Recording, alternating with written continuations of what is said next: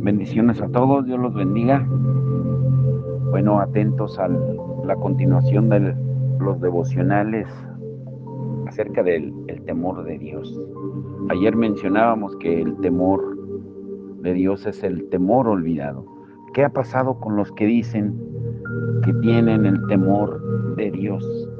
Ayer veíamos varias pasajes, varias escrituras acerca del temor de Dios en el Antiguo Testamento. Pero hoy veremos el temor de Dios en el Nuevo Pacto, en el Nuevo Testamento. Porque a la luz de las referencias que vimos ayer, entre muchas otras en el Antiguo Testamento, concluimos que el temor de Dios, sea lo que sea, es un tema predominante en el Antiguo Testamento. No es una virtud opcional, sino que es absolutamente esencial y central en la obra de salvación de Dios. Pero, ¿qué sucede en el Nuevo Testamento? Nos podemos imaginar que alguien pueda decir, sí, pero los textos que hemos visto son parte de la religión oscura y son sombras del Antiguo Testamento. Pero en el Nuevo Testamento tenemos la plena revelación del amor y la misericordia de Dios en Jesucristo. De la manera que los tipos y sombras de la sangre de toros y carneros han sido cumplidos en Cristo. Así también ese concepto oscuro y premonitorio del temor de Dios ha dado lugar a la resplandeciente y refrescante cualidad del gozo del Señor. Podemos argumentar todo eso, y eso es cierto, pero veamos si el Nuevo Testamento mismo apoya esa manera de pensar. En los Evangelios, ¿qué nos encontramos cuando leemos el Nuevo Testamento? Poco después de que el Señor Jesús fuera concebido en el vientre de su madre, María visitó a su prima Elizabeth, y después de su llegada a la casa de Zacarías y Elizabeth, María fue llena del Espíritu Santo y habló aquellas palabras de alabanza profética llamadas comúnmente como el Magnificat. Y en ese poema de alabanza inspirado por el Espíritu, María da testimonio de que vio en la manera en la que Dios trató con ella una ilustración del principio que ha caracterizado los tratos de Dios con su pueblo a través de los siglos. Un principio que caracterizaría sus tratos con su pueblo a través de aquel que ella llevaba en su vientre. María vio lo que Dios estaba haciendo y que era simplemente ilustrar lo que Él había hecho siempre con su pueblo y lo que Él continuaría haciendo a través de la venida del Hijo de Dios. Y ella dice en Lucas 1:49 y 50, porque me ha hecho grandes cosas el poderoso, santo es su nombre, y su misericordia es de generación en generación a los que le temen. La manera de actuar de Dios es la de mostrar misericordia a aquellos que le temen.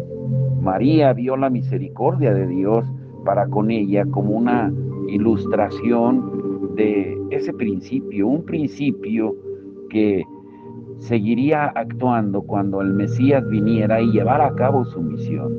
Y aquí, por lo tanto, en uno de los capítulos introductorios de los relatos del Evangelio, Dios deja inequívocamente claro que su verdadero pueblo ha sido y seguirá siendo caracterizado como aquellos que le temen. ¿Y qué enseñó nuestro Señor mismo? Ciertamente, si Él hubiera querido que los hombres no temieran a Dios, sino que simplemente tuvieran gozo en Dios y amor por Él, pues esperaríamos que no estuviera promoviendo cualquier cosa parecida al temor, especialmente aquello que contuviera el temor o terror en sí mismo. Pero como vemos en nuestra definición más formal, hay dos aspectos básicos del temor de Dios, como en todo temor humano. Está el miedo y está la reverencia. El primer aspecto del temor, el miedo, nos aleja del objeto que tememos. El otro aspecto nos acerca al objeto que reverenciamos.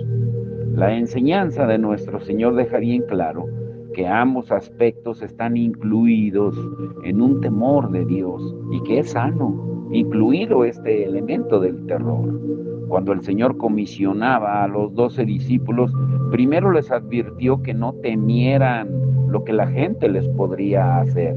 Él dice, y no temáis a los que matan el cuerpo, mas el alma no pueden matar. Temed más bien a aquel que puede destruir el alma y el cuerpo en el infierno. En Mateo 10:28. Aquí vemos esos dos tipos de temor. Jesús no tenía como misión eliminar el temor de Dios.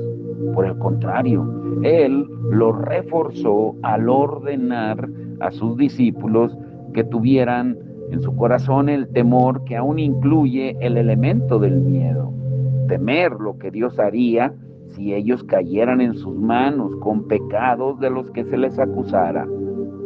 Así como en el libro de los Hebreos nos recuerda, en Hebreos 10:31, ciertamente horrenda cosa es caer en manos del Dios vivo.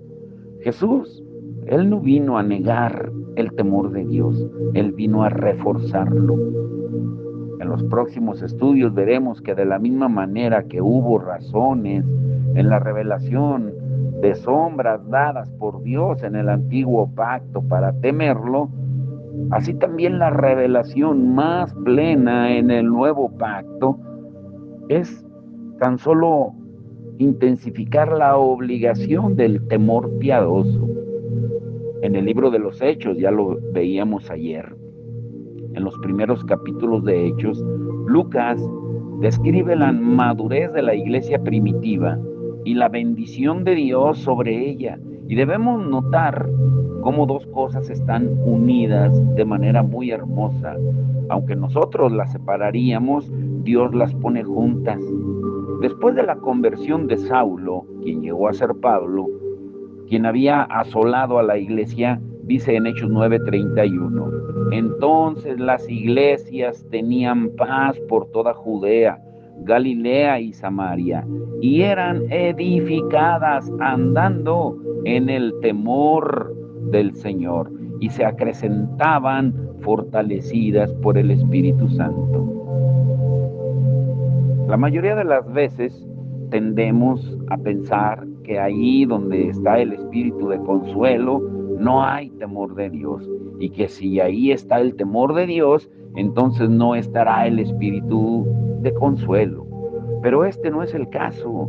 El espíritu que reposó sobre Cristo, el espíritu que Él recibió en plenitud y que ahora derrama sobre su iglesia, es el espíritu del temor del Señor, como ayer veíamos en Isaías 11:2. Y de la manera que el temor del Señor caracterizó a Jesús mismo, así también cuanto más está llena su iglesia del Espíritu de Jesús, tanto más la iglesia vivirá, adorará y dará testimonio en el temor del Señor. Si aquel que era santo, inocente, inmaculado y separado de los pecadores estaba investido del espíritu del temor del Señor, ¿cómo puede cualquier pensamiento o sentimiento que no esté acondicionado por el temor de Dios tener afinidad alguna con aquel que es el capitán de nuestra salvación y que nos ha dado ejemplo para que sigamos en sus pisadas? La iglesia camina en el temor del Señor porque el Espíritu de Cristo habita, llena y dirige a la iglesia y descansa sobre ella, y porque el Espíritu de Cristo es el espíritu del temor del Señor. Y si alguno no tiene el Espíritu de Cristo, pues entonces no es del Señor, como dice Romanos 8:9. ¿Y qué de las cartas, de las epístolas? Las epístolas o las cartas del Nuevo Testamento, en algunas de ellas podemos encontrar como Pablo escribió en 2 de Corintios 7:1. Así que, amados, puesto que tenemos tales promesas, limpiémonos de toda contaminación de carne y de espíritu, perfeccionando la santidad en el temor de Dios. Hay que tratar con el pecado que permanece en la vida del creyente Se espera, por una parte, mortificar las obras de la carne y por otra, cultivar toda gracia que lo lleve a una mayor conformidad con Jesucristo. Todo cristiano correctamente instruido dice, sí, pero ¿cómo hacemos esto? Debemos pensar primeramente en el hecho de que cuanto más santos somos, más recompensas recibiremos cuando estemos ante Dios. O que cuanto más llenos somos del Espíritu, más gozo, felicidad, paz y entusiasmo tendremos. Ciertamente hay elementos de verdad en ambas cosas, pero ninguna de ellas ha de ser nuestro interés principal. Según las palabras de Pablo que acabamos de leer en 2 Corintios 7:1, los logros más altos en santidad y piedad prácticas deben ser buscados y alcanzados en el ámbito del temor de Dios. Si el temor de Dios es el ámbito en el que debemos buscar la piedad práctica, la pregunta es, ¿qué es lo que constituye una de las principales áreas de preocupación para que la obtengamos? Es como debemos conducirnos en las relaciones interpersonales. Muchas de las instrucciones específicas y detalladas que se encuentran en el Sermón del Monte y en las epístolas se centran en distintas relaciones interpersonales. La piedad, que te permite ser, por ejemplo, ofensivo con tu jefe, ser áspero con tu mujer, ser dominante con tu marido o impertinente con tu madre o padre, esa no es piedad.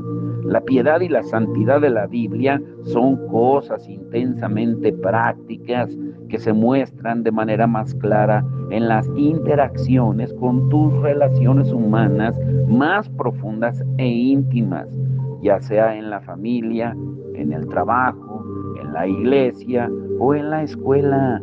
Nuestra santidad y nuestro progreso en la santificación se han de ver en nuestras relaciones.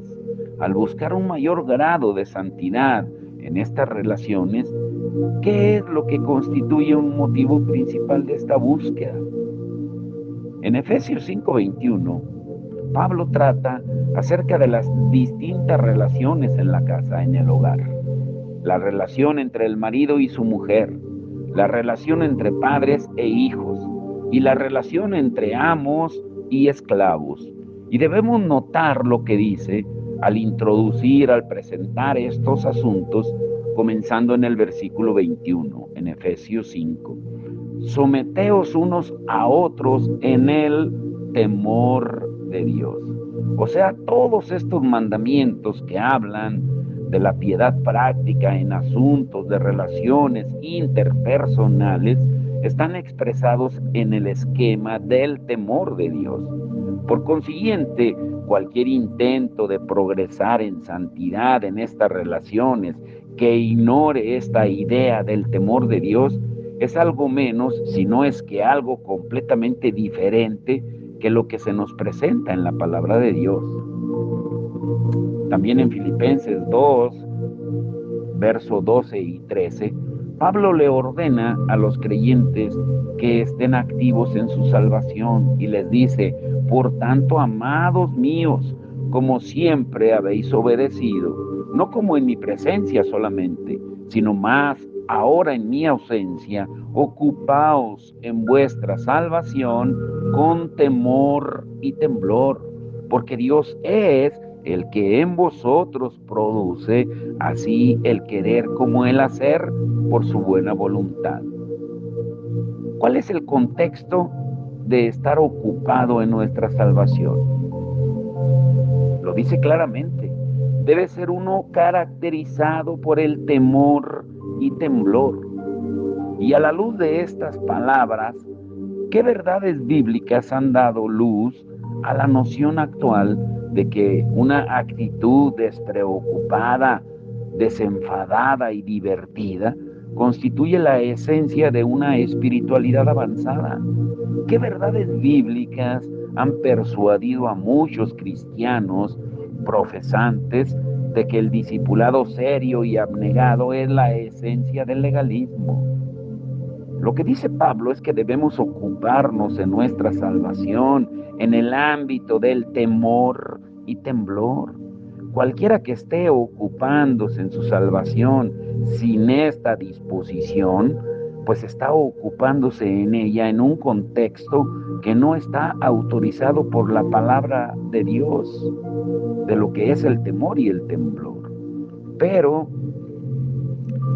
basta decir que este temor y temblor ha de ser la característica predominante de cada verdadero cristiano que está entregado a ocuparse en su salvación. Pero surge otra pregunta. ¿Debe esto continuar a lo largo de toda la vida cristiana?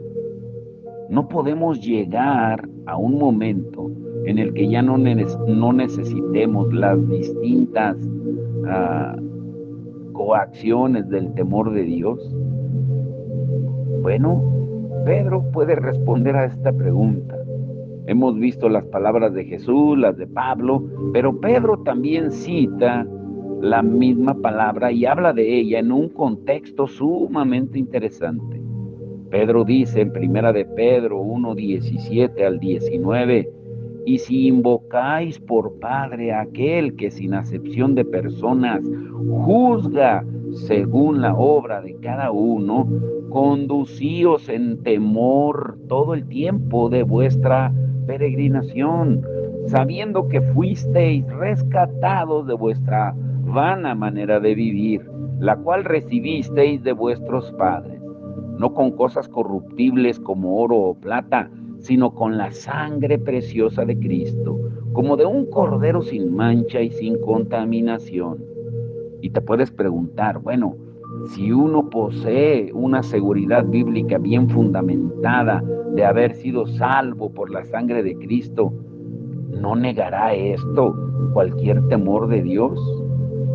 No, no debería, porque Pedro dice en el versículo siguiente, sabiendo que fuisteis rescatados de vuestra vana manera de vivir, la cual recibisteis de vuestros padres, no con cosas corruptibles como oro o plata. Él dice que el conocimiento que puedas tener de haber sido redimido a tan tremendo precio, eso va a intensificar la realidad del temor de Dios, no la negará. Él usa el hecho de que conocemos que hemos sido redimidos por la sangre preciosa de Cristo como su argumento para reforzar la necesidad de andar en un temor piadoso y de que debemos pasar todo el tiempo de nuestro caminar en la tierra en temor. En cada punto de nuestra vida cristiana, desde el momento en que respiremos nuestro primer aliento como nueva criatura en Cristo, hasta el momento cuando exhalemos el último aliento, todo el tiempo de nuestra peregrinación, todo esto debe ser marcado por el temor de Dios. ¿Y qué dice Apocalipsis en el libro de Apocalipsis? En el libro de Apocalipsis, el temor de Dios es tan fundamental para la piedad que aún en la eternidad, escúchalo bien, incluso después de que el último remanente de pecado sea purgado, quitado de los creyentes, todavía temeremos a Dios. Hay dos referencias en Apocalipsis y la primera se encuentra en Apocalipsis 15. En un lenguaje gráfico tenemos ante nosotros una imagen de los redimidos de Dios en Apocalipsis 15, verso 2 al 4. Dice, vi también como un mar de cristal mezclado con fuego, y a los que habían alcanzado la victoria sobre la bestia, y su imagen, y su marca y el número de su nombre, en pie sobre el mar de vidrio con las arpas de Dios, y cantan el cántico de Moisés, siervo de Dios, y el cántico del Cordero, diciendo, grandes y maravillosas son tus obras, Señor Dios Todopoderoso. Justos y verdaderos son tus caminos, Rey de los santos.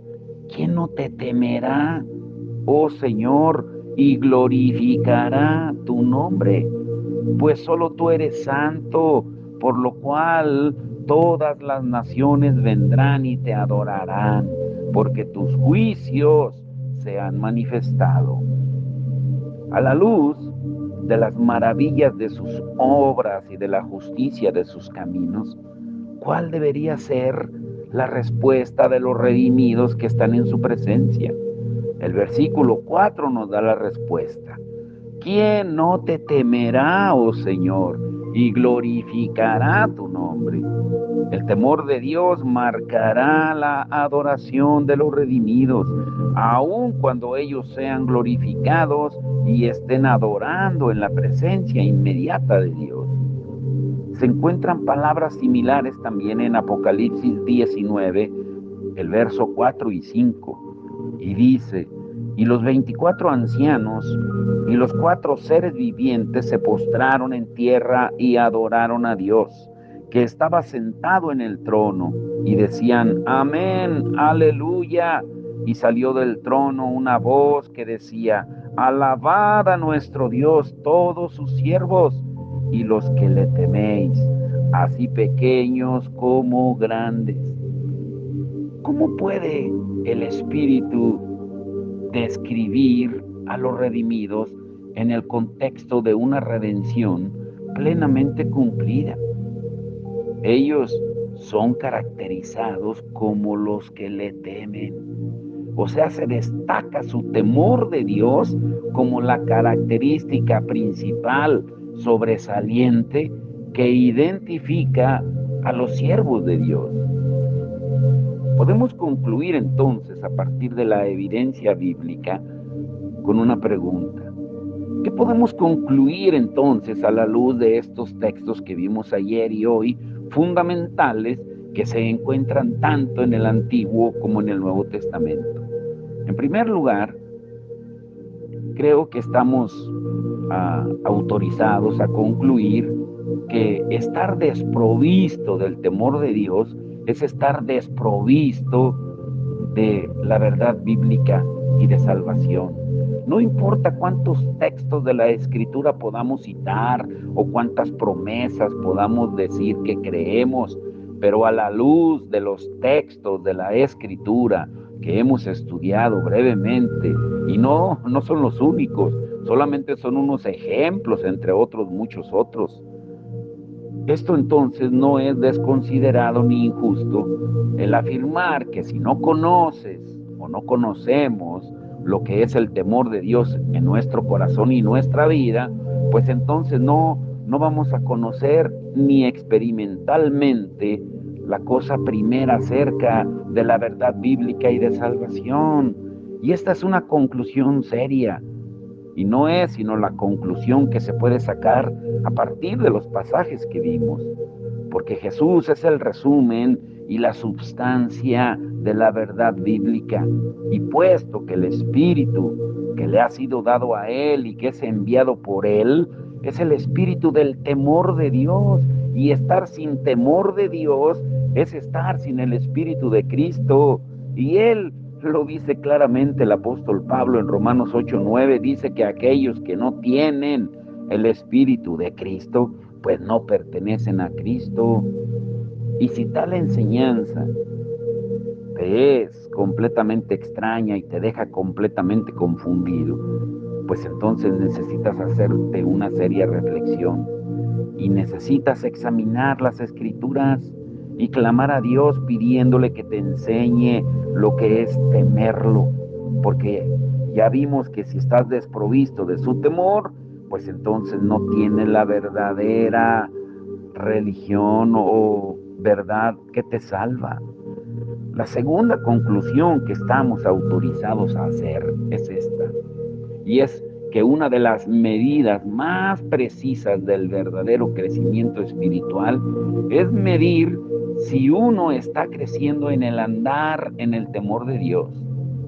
La Biblia habla de Hananías en Nehemías 7:2 como uno que fue temeroso de Dios más que muchos. O sea, su estatura espiritual, su madurez espiritual como hombre que tenía, tanto que poseía madurez, sabiduría y piedad espirituales a un grado excepcional, se debía en gran medida al hecho de que era temeroso de Dios más que muchos. Y en tercer lugar, desconocer el significado del temor de Dios es desconocer una doctrina básica y esencial de la religión revelada, de la verdad revelada en la Biblia. Hay sin duda muchos en nuestro tiempo que son cristianos genuinos y sin embargo son tristemente deficientes en su comprensión del concepto del temor de Dios, porque ellos no son extraños al temor de Dios en su experiencia, pero están confundidos acerca del temor de Dios en su entendimiento. Y te pregunto, ¿eres tú uno de ellos? ¿Eres tú uno de esos cristianos? Ha sido como si caminaras en un terreno poco conocido para ti. Ahora, grábate esto. Puesto que el crecer en la gracia siempre está unido a crecer en conocimiento, como dice 2 de Pedro 3:18, es vital que te entregues a una ferviente oración y estudio, de manera que puedas llegar a tener una comprensión más clara acerca del temor de Dios. Porque esto, a su vez, te llevará y nos llevará a un mayor crecimiento y desarrollo cristiano. Y escucha estas preguntas para que medites y pienses en lo que hemos estudiado ayer y hoy. ¿Qué factores numéricos demuestran el predominio del tema del temor de Dios en las Escrituras? Número 2, ¿de qué manera se enseña y se ilustra el temor de Dios en el Antiguo Testamento? Número 3, ¿qué importancia tuvo el temor de Dios en la vida de Job?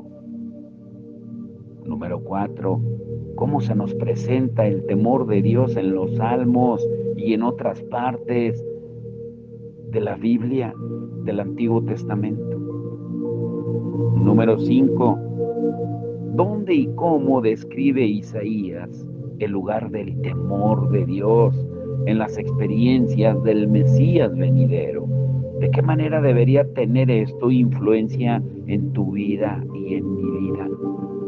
Número 6, ¿qué pasajes en Jeremías que vimos ayer subrayan el lugar del temor de Dios en el nuevo pacto? Y número 7, identifica al menos 5 textos clave desde los Evangelios hasta Apocalipsis que prueben de manera concluyente que el temor de Dios no es un concepto que se resalta exclusivamente en el Antiguo Testamento, sino que también se demanda en el Nuevo Pacto. Por eso el título de hoy es ese, el temor de Dios en el Nuevo Pacto, en el Nuevo Testamento. Pero, ¿cómo podríamos definir el temor de Dios? Mañana lo estudiaremos y daremos una definición clara de lo que es el temor de Dios. ¿Cómo definirlo? El temor de Dios, no el temor a Dios.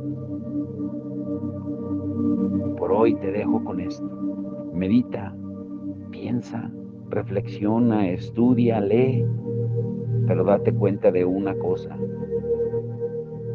que sin santidad nadie veremos al Señor, como dice Hebreos 12:14. Y para poder tener santidad, la santidad solo se perfecciona en el temor de Dios.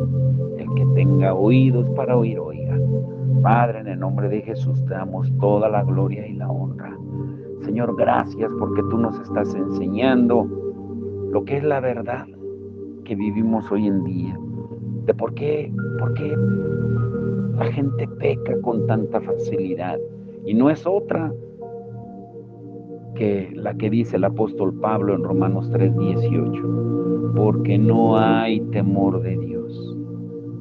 Porque si de verdad tuviéramos el temor de Dios en nuestras vidas, nos impediría el ofender tu corazón, el violar tu ley, el desobedecer tus mandamientos, el no respetar las autoridades que tú has delegado, el no sujetarnos, Señor, a los principios que tú nos has dejado en tu palabra, porque todo comienza con el temor. El principio de la sabiduría es el temor a Dios. La santidad se perfecciona en el temor de Dios. Tú buscas hombres y mujeres temerosos de ti, que te reverencien, que te adoren. Y hoy en este 2024, ese que sea nuestro propósito, Señor, tener ese temor tuyo en nosotros, en cada uno, para que podamos hacer la obra que tú nos has encomendado, Señor, con un temor reverente. Porque es innegable que cada vez que tú identificas a alguien conforme a tu corazón, la primera característica que buscas es alguien que te tema, para que tú bendigas a sus generaciones.